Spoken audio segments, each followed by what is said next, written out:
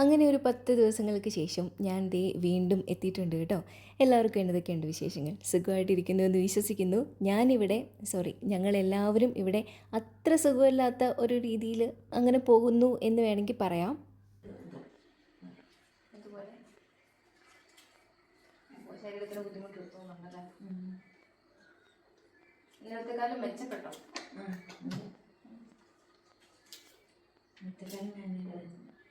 ഉച്ചയ്ക്ക് കാപ്പി കുടിച്ചോ?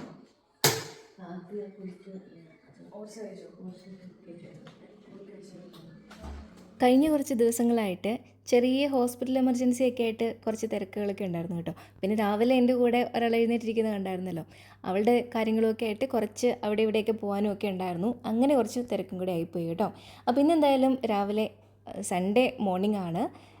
ഇന്നൊരു ചെറിയ എളുപ്പപ്പണിയാണ് കേട്ടോ. ആദ്യമായിട്ടാണ് പാലപ്പത്തിൻ്റെ ഇൻസ്റ്റൻറ്റ് മിക്സ് വാങ്ങിക്കുന്നത് കേട്ടോ. എങ്ങനെയുണ്ടെന്ന് നോക്കാം. 1 കിലോയുടെ പാക്കറ്റായിരുന്നു. ഞങ്ങൾ 3-4 പേരല്ലേ ഉള്ളൂ, അതുകൊണ്ട് കുറച്ച് മതിയല്ലോ.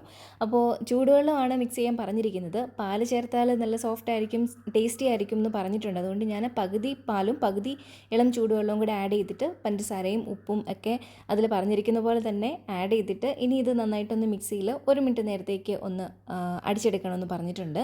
അപ്പോൾ 1 മണിക്കൂറിനുള്ളിൽ ടെമ്പറേച്ചറൊക്കെ ഓക്കെ ആണെന്നുണ്ടെങ്കിൽ രുചികരമായ പാലപ്പത്തിനുള്ള മാവ് പൊളിച്ച് പൊന്തി വരുമെന്നാണ് അതിൽ പറഞ്ഞിരിക്കുന്നത്. നമ്മൾ സാധാരണ പാലപ്പമൊക്കെ ഉണ്ടാക്കുന്നത് തലേ ദിവസം മിക്സ് ചെയ്ത് വെച്ചിട്ട് തന്നെയാണ്. നമ്മുടെ വീടിൻ്റെ തൊട്ടടുത്ത് തന്നെ ഒരു കള്ള് ഷാപ്പൊക്കെ ഉണ്ട് കേട്ടോ. അപ്പോൾ അവിടുന്ന് കള്ളൊക്കെ വാങ്ങിച്ചിട്ട് നമ്മൾ ഈസ്റ്റ് അങ്ങനെ റെയറായിട്ട് ഉപയോഗിക്കാറുള്ളൂ.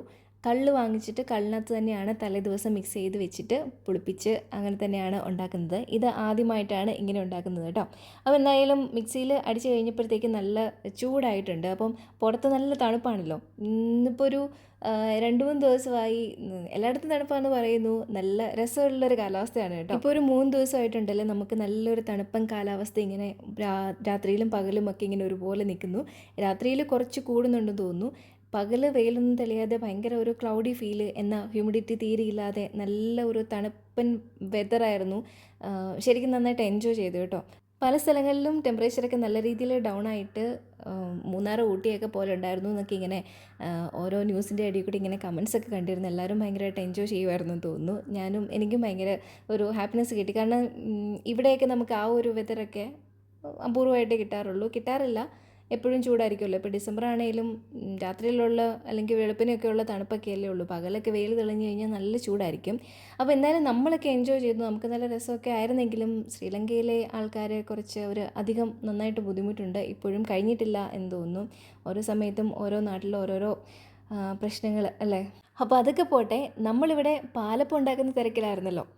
പാലപ്പത്തിനുള്ള മിക്സ് ഞാൻ അതിൽ പറഞ്ഞിരിക്കുന്ന പോലെയൊക്കെ തന്നെ ചെയ്തു വെച്ചിട്ടുണ്ട്. ഇനി അതൊന്ന് പുളിച്ച് പൊന്തി വന്നാൽ മതി. 1 മണിക്കൂർ സമയമുണ്ട്. ഞാൻ എഴുന്നേറ്റ് വന്ന ഉടനെ തന്നെ അതാണ് ചെയ്തു വെച്ചത്. അപ്പോൾ ബാക്കിയുള്ള കാര്യങ്ങളൊക്കെ ചെയ്യുമ്പോഴത്തേക്കും ബ്രേക്ക്ഫാസ്റ്റ് കഴിക്കാറാകുമ്പോൾ നല്ല ചൂടുള്ള അപ്പം ഇങ്ങനെ ചുട്ടെടുക്കാമല്ലോ എന്ന് വിചാരിച്ചു. അപ്പോൾ ഇന്ന് അപ്പത്തിൻ്റെ കൂടെ കറി, എൻ്റെ ഒരു മണ്ടത്തരത്തിന് ഞാൻ തീരുമാനിച്ചതാണ് വെജിറ്റബിൾ സ്റ്റൂ ഉണ്ടാക്കാമെന്ന്. അപ്പോൾ സാധാരണ നമുക്ക് എല്ലാ സൺഡേയ്സിലും കപ്പയും മീൻ കറി അല്ലെങ്കിൽ കപ്പയും ചിക്കൻ ആയിരിക്കും. ചിക്കൻ എന്തായാലും ഉണ്ടായിരിക്കും മീൻ മേടിച്ചാലും. കാരണം നമ്മുടെ വീട്ടിൽ 2 പേരുണ്ടല്ലോ ചിക്കൻ മാത്രം കഴിച്ച് ജീവിക്കുന്നവർ. അവർക്ക് വേണ്ടിയിട്ട് എന്തായാലും വാങ്ങിച്ചേ പറ്റുള്ളൂ. അതുകൊണ്ട് ഫിഷ് വാങ്ങിച്ചാലും അവർക്ക് കൊടുക്കാൻ പറ്റില്ല. അതുകൊണ്ട് ചിക്കൻ എന്തായാലും കൂടെ വാങ്ങിക്കും.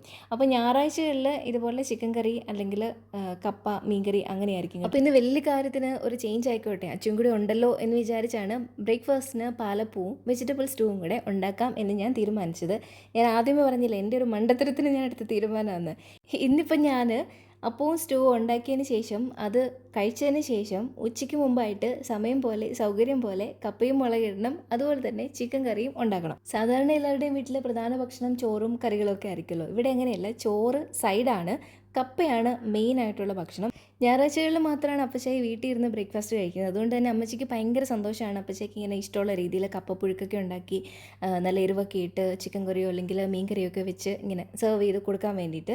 അതല്ലാത്ത ദിവസം വർക്കുള്ള ദിവസങ്ങളിലെല്ലാം അപ്പച്ചായി ബ്രേക്ക്ഫാസ്റ്റിന് പാക്ക് ചെയ്ത് കൊണ്ടുപോകാണല്ലോ ചെയ്യുന്നത്. അതുകൊണ്ട് കപ്പ കഴിച്ചില്ല എന്നുണ്ടെങ്കിൽ അന്നത്തെ ദിവസം അപ്പച്ചായി ഒന്നും കഴിച്ചിട്ടില്ല എന്നുള്ളൊരു വിഷമത്തിലായിരിക്കും അമ്മച്ചി നടക്കുന്നത്. അപ്പോൾ അമ്മച്ചി പറഞ്ഞു കപ്പയില്ലാതെ പറ്റത്തില്ല, അതുകൊണ്ട് നിങ്ങൾ അപ്പം ഉണ്ടാക്കി കഴിച്ചു, എന്നിട്ട് സൗകര്യം പോലെ കപ്പയും കൂടെ കൂടെ ഉണ്ടാക്കണം എന്ന് പറഞ്ഞിട്ടുണ്ട് കേട്ടോ. ഞാൻ എന്തായാലും അപ്പവും സ്റ്റൂവും ബ്രേക്ക്ഫാസ്റ്റിന് വേണമെന്നുള്ളത് ഇന്നലെ തന്നെ പ്ലാൻ ചെയ്തിരുന്നായിരുന്നു കേട്ടോ. അതുകൊണ്ട് എന്തായാലും ഞാൻ ഒഴിവാക്കിയില്ല. പിന്നെ കൈയിട്ടതല്ലേ അങ്ങ് ചെയ്തേക്കാം എന്ന് വിചാരിച്ചു. അപ്പോൾ സ്റ്റൂ ഉണ്ടാക്കാനുള്ള പരിപാടിയിലാണ്. സ്റ്റൂ ഒക്കെ എല്ലാവരും ഉണ്ടാക്കുന്ന പോലെ തന്നെയാണ് ഞാൻ ഉണ്ടാക്കുന്നത്. സ്റ്റൂ എന്ന് തന്നെയല്ലേ പറയുന്നത്. തേങ്ങാപ്പാലൊക്കെ ഞാൻ നേരത്തെ പിഴിഞ്ഞ് വെച്ചിട്ടുണ്ടായിരുന്നു. നല്ല തണുപ്പായതുകൊണ്ട് തേങ്ങാപ്പാലിനൊന്നും വലിയ കൊഴുപ്പൊന്നും കണ്ടില്ല. കട്ടയായിട്ട് ഇങ്ങനെ പൊങ്ങിക്കിടക്കായിരുന്നു. അടിയിൽ ഇങ്ങനെ വെള്ളം പോലെ ഊറിയും കിടപ്പുണ്ടായിരുന്നു കേട്ടോ.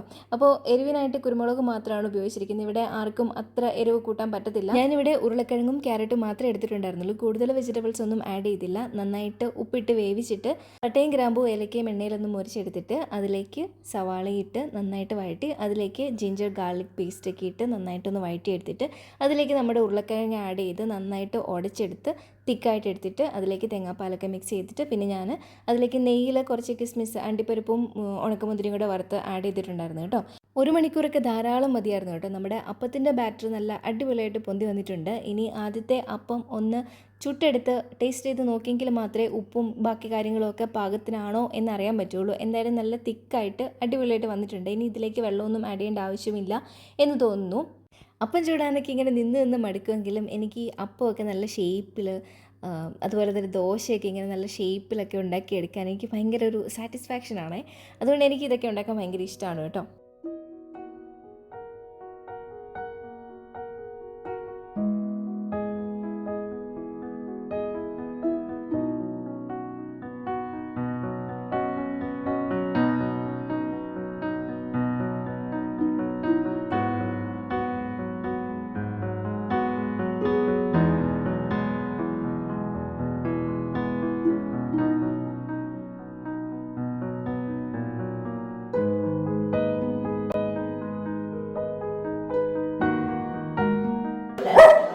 ഈ വീഡിയോ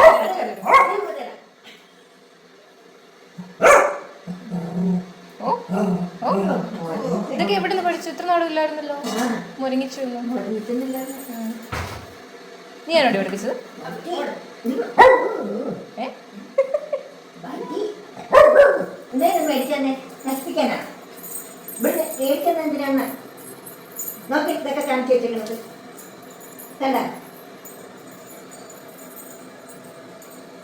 പോവാ. ഇന്നകറി എന്നറിയാമോ? Vegetable stew. ഞാൻ ലൈഫിൽ ആദ്യമായിട്ട് ഉണ്ടാക്കുന്നതാണ്. കഴിച്ച് നോക്കിയിട്ട് പറ കേട്ടോ. ഞാൻ ഉണ്ടാക്കിയിട്ടില്ല.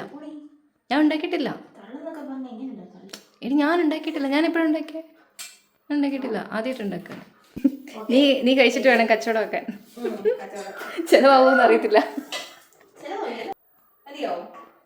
എനിക്കാണോ? എനിക്ക് കുറച്ച് മതി. ഇവിടെയുള്ള എല്ലാവരും നാടൻ ഭക്ഷണം ഭയങ്കരമായിട്ട് ഇഷ്ടപ്പെടുന്ന ആൾക്കാരാണ് കേട്ടോ. അതുകൊണ്ട് എന്തെങ്കിലുമൊക്കെ വെറൈറ്റി ആയിട്ട് ഉണ്ടാക്കി കഴിക്കാം, അല്ലെങ്കിൽ എല്ലാവർക്കും ഉണ്ടാക്കി കൊടുക്കാം എന്നൊക്കെ വിചാരിച്ചു കഴിഞ്ഞാൽ ആർക്കും ഇഷ്ടപ്പെടത്തില്ല. അതുകൊണ്ട് ഞാൻ അധികം അങ്ങനെ ഇതുപോലുള്ള കാര്യങ്ങളൊന്നും ഉണ്ടാക്കാറില്ല കേട്ടോ. ചിക്കൻ ആണെങ്കിൽ ചിക്കൻ നാടൻ കറി വെച്ചതാണ് എല്ലാവർക്കും വേണ്ടത്. മീനാണെങ്കിൽ മീൻ സാധാരണ വെക്കുന്ന പോലെ തന്നെ ആയിരിക്കും വെക്കുന്നത്.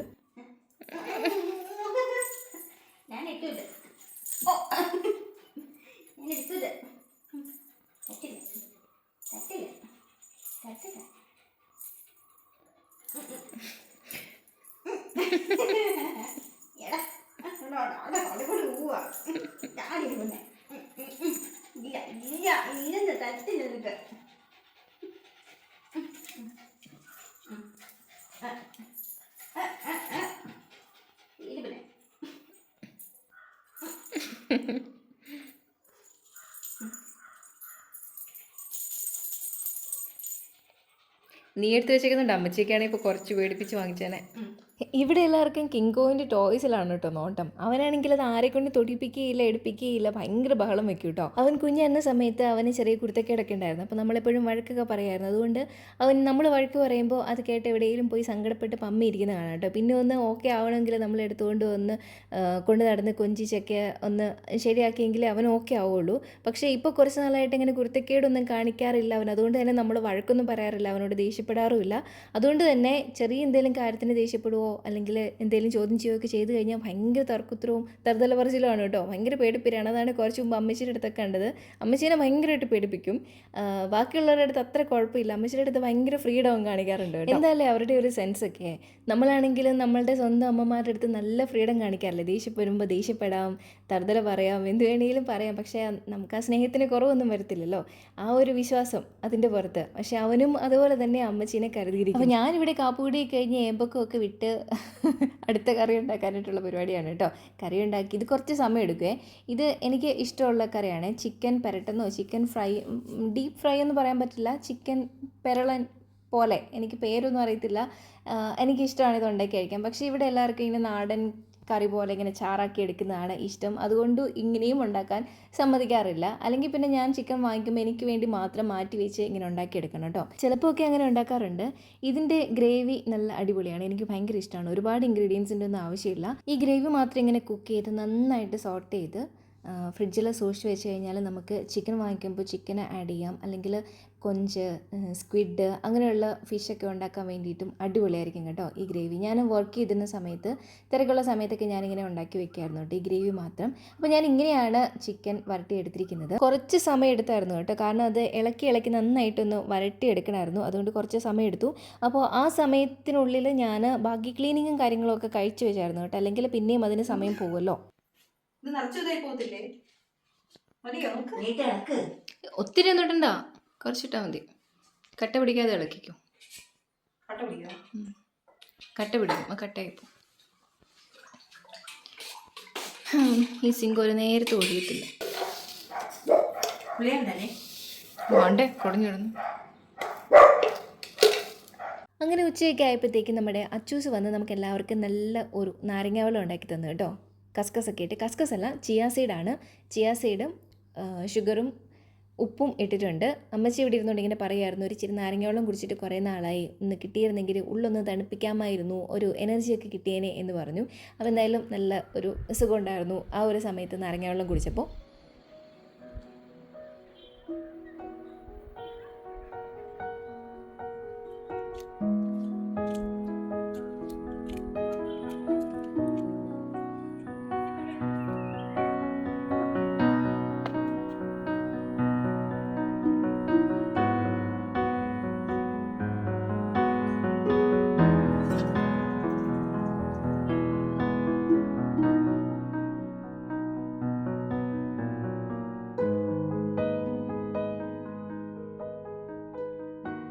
ഇത് ഞങ്ങളുടെ കുറച്ച് ചിറ്റ് ചാറ്റ് ടൈമാണ് കേട്ടോ. ഞങ്ങളുടെ രണ്ടുപേരുടെയും ഭൂതം, ഭാവി, വർത്തമാനം ഇതൊക്കെ അങ്ങോട്ടും ഇങ്ങോട്ടും ഷെയർ ചെയ്യുകയും പിന്നെ ഞങ്ങൾ രണ്ടുപേരുടെയും പ്രശ്നങ്ങളോ വിഷമങ്ങളോ സന്തോഷങ്ങളോ ഒക്കെ ഒന്ന് ഷെയർ ചെയ്യുകയും അതുപോലെ തന്നെ എന്തെങ്കിലും പ്രശ്നങ്ങളൊക്കെ ഉണ്ടെങ്കിൽ അത് ഓപ്പണായിട്ട് സംസാരിച്ച് അതിനുള്ള സൊല്യൂഷനൊക്കെ അങ്ങോട്ടും ഇങ്ങോട്ടും പറയുകയും കൂടുതൽ എനിക്ക് കുറച്ച് ഉപദേശിക്കാനും ഒക്കെ കിട്ടുന്ന ഒരു ചാൻസാണിത്. ഒരു ക്വാളിറ്റി ടൈമായിട്ടാണ് ഞാനിതിനെ വാല്യൂ ചെയ്യുന്നത്. കാരണം ഞങ്ങൾ രണ്ടുപേരും ഇങ്ങനെ ഒന്നിച്ചിരുന്ന് നേരിട്ട് സംസാരിച്ചതിനേക്കാൾ കൂടുതൽ ലൈഫിൽ കാര്യങ്ങൾ ഷെയർ ചെയ്തിട്ടുള്ളതും സംസാരിച്ചിട്ടുള്ളതും സ്നേഹിച്ചിട്ടുള്ളതും ഒക്കെ ഫോണിൽ കൂടെയാണ് കേട്ടോ. കണ്ടാൽ തോന്നില്ലെങ്കിലും അവൾ എനിക്ക് കുഞ്ഞിക്കാട്ട് അനീതിയാണ് കേട്ടോ. കാരണം അവൾ ഉണ്ടായി വലുതായി ഒന്ന് വർത്താനമൊക്കെ പറഞ്ഞു തുടങ്ങിയപ്പോൾ തന്നെ എൻ്റെ പഠിത്തമൊക്കെ കഴിഞ്ഞിട്ട് ഞാൻ എൻ്റെ ഡിഗ്രിയും ഡിപ്ലോമയും കാര്യങ്ങളൊക്കെ ആയിട്ട് ഹോസ്റ്റൽ ലൈഫ് തുടങ്ങിയായിരുന്നു കേട്ടോ. അതുകൊണ്ട് തന്നെ ഞാൻ എപ്പോഴും വീട്ടിലൊരു ഗസ്റ്റ് ആയിരുന്നത് കൊണ്ടും അവളൊക്കെ എന്നെ അധികം അങ്ങനെ കിട്ടിയിട്ടില്ലായിരുന്നു കേട്ടോ. ആൾ നല്ല ഇൻട്രോവേർട്ട് ആയിരുന്നത് കൊണ്ട് തന്നെ ഫോണൊക്കെ ഉണ്ടായിരുന്ന സമയത്ത് പോലും ഫോൺ വിളിച്ചാൽ എടുത്ത് സംസാരിക്കുകയൊന്നും ഇല്ലായിരുന്നു കേട്ടോ. ഓടിക്കൊണ്ട് അമ്മച്ചിടയെ കൊണ്ട് കൊടുക്കലായിരുന്നു പതിവ്. പിന്നീടാണ് പതുക്കെ അതൊക്കെ മാറി വന്നത്. ഞങ്ങൾ രണ്ടുപേരും നല്ല ഇൻവെർട്ടറുകളായിരുന്നു കേട്ടോ. എത്ര ദിവസം കൂടിയാ വെയിൽ കാണുന്നത്? എത്ര ദിവസം കൂടിയാ വെയിൽ? നല്ല വെയിലല്ലേ?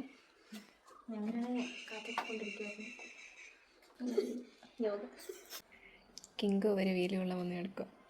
ഒത്തിരി നാൾ കൂടി വെയിൽ തെളിഞ്ഞ് കണ്ടതിൻ്റെ ഒരു സന്തോഷമാണ് കേട്ടോ. ചുമ്മാ പുറത്തുകൂടെയൊക്കെ നടക്കാനും വർത്തമാനം പറഞ്ഞൊക്കെ ഇരിക്കാനും ഒരു രസമുണ്ട്. അതുകൊണ്ട് വെളിയിലേക്ക് ഒന്ന് ഇറങ്ങിയതാണ് കേട്ടോ. കിങ്കോയും വെയിൽ കായാനൊക്കെ ഇവിടെ വന്ന് കിടപ്പുണ്ടായിരുന്നു. അവന് ഏറ്റവും ഇഷ്ടമുള്ള സ്പോട്ടാണിത്.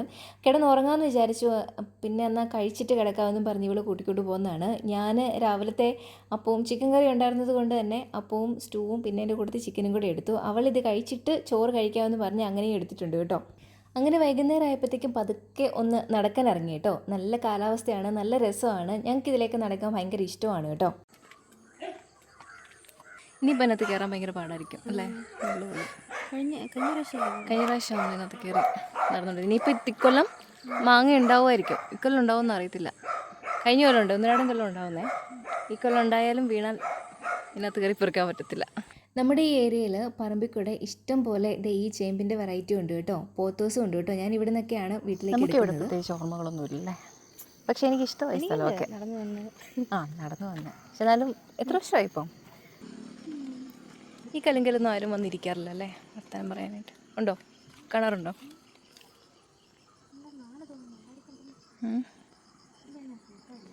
ഉണ്ട്. നമ്മൾ പരലിനെ പിടിച്ച് ഓർക്കുന്നുണ്ടോ? ഇവിടെ ഇറങ്ങി നിന്ന് ഇവിടെ ഈ ഭാഗത്ത് ഇതേ ഉള്ളു കടവ്.